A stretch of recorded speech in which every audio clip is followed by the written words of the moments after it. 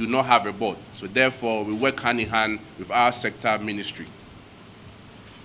The Youth Employment Agency is the agency responsible for development, coordination, supervision, and facilitation of employment for the youth of our country.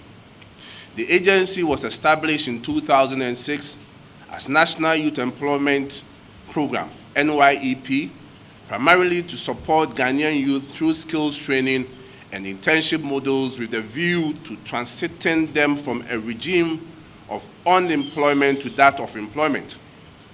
In 2012, the government of Ghana renamed the agency from NYEP to Ghana Youth Employment and Entrepreneurial Development Agency, GYDA, and later to its current name, Youth Employment Agency, YEA, under the Youth Employment Agency Act, 2015 Act 887, with the Ministry of Employment and Labor Relations having a supervisory role.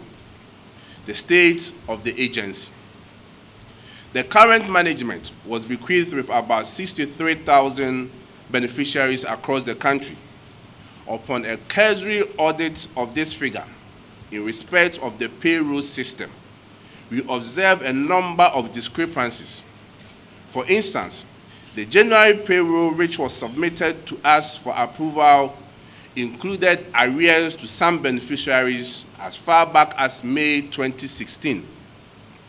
We also observed that 2,999 beneficiaries had vacated their posts but continued to draw allowance. In view of these abnormalities, the agency suspended the payment of beneficiary allowance in order to conduct a comprehensive audit into the beneficiary payroll. This decision was duly communicated to the beneficiaries and the general public via a statement issued by the management on February 19, 2017. The deletion of the 2,999 beneficiaries from the payroll saved the nation as much as 4,270,800 Ghana cedis for the 4-month duration, that is from February to May this year. In effect, for each month, the taxpayer will save an amount of 1,067,700 Ghana cedis, which would have gone into wrong hands. On the basis of these mind-blowing revelations, management commissioned the Internal Audit Agency to conduct a special audit into the operations of the agency, specifically in 45 selected districts across the country and the regional offices of the YEA. Findings of the draft report of the Internal Audit Agency. A. Payments of unearned allowances to beneficiaries not at post, meaning those who have vacated their posts, amounted to 1,247,300 Ghana cedis. B. Funds meant for official use paid into personal accounts or disbursed in cash amounted to 5,433,261. C. Supporting documents for payments not cited amounted to 1,789,191. D. Procurement without adherence to due process amounted to 85,563 Ghana cedis. E. Discrepancies between data generated from the YEA portal and data obtained from the district offices was also noted. F. Beneficiaries recruited without appointment letters not cited by the Chief Executive Officer, among others. These were the findings or the draft report from the findings of the Internal Audit Agency. Furthermore, management, through the Monitoring and Evaluation Unit, decided based on the work of the Internal Audit Agency to conduct a physical verification of beneficiaries, what is popularly known as headcount, in each of the 216 districts in the country, since the work of the internal agency was limited to only 45 districts, as noted earlier. These are the findings of the physical verification exercise conducted by management. 2,716 beneficiaries did not have appointment letters, but the agency was paying an amount of 814,800 cedis every month to them. This translates into 3,259,200 Ghana cedis for the 4 months period that we suspended the payroll, i.e. from February to May 2017.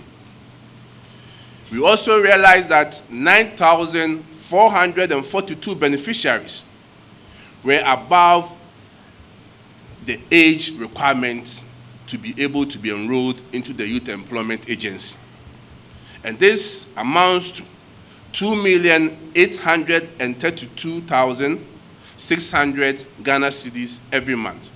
Therefore, in the 4 months that we suspended the payroll, the agency would have paid 11,330,400 Ghana cedis.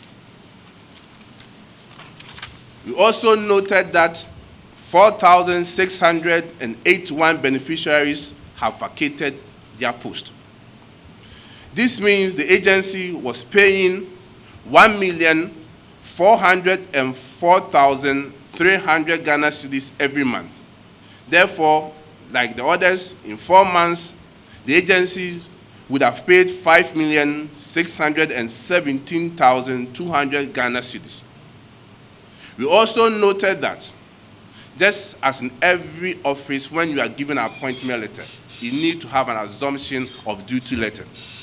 But in YEA, however, we realized that 11,512 beneficiaries were without assumption of duty letters. And this amounts to 3,453,600 Ghana cedis per month that we were paying those without assumption of duty letters. And for the 4 months that we suspended the payroll, the amount is 30,814,400 Ghana cedis. We also noted that 14,443 non-existing beneficiaries, meaning they are either ghost names or they have vacated their post. And this amounted to 4,332,900 Ghana cedis per month. And therefore, in the 4 months that we suspended the payroll, we saved 17,331,600 Ghana cedis. So, per the physical verification exercise undertaken by management, in respect of the 3 anomalies that we captured in our findings, a total of 16,839 beneficiaries' names have been deleted from the payroll, and this has saved the taxpayer an amount of 20,206,800 Ghana cedis.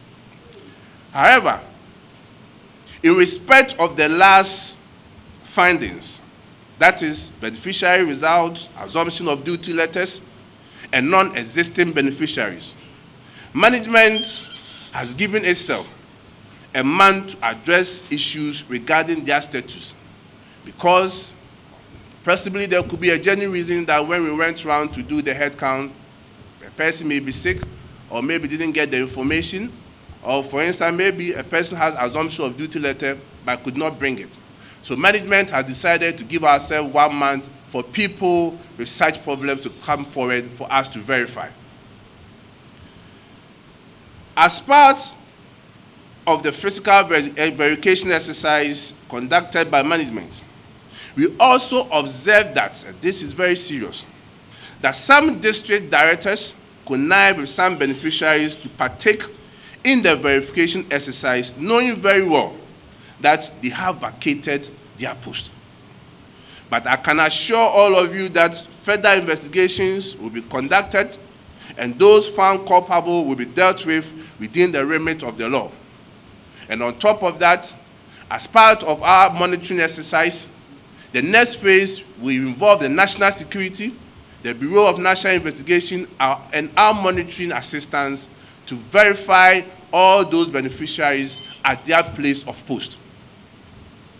Again, it was also detected that some appointment letters were issued, purportedly to have been signed by the acting CEO, when indeed same never happened.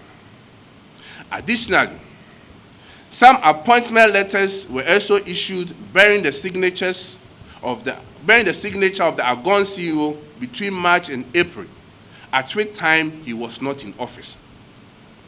This, among others, will also be investigated and the necessary action taken further. At this juncture, I believe in evidence, and I will pause here from our IT department to show a sample video of what happened when we went to the field to do the monitoring and evaluation exercise.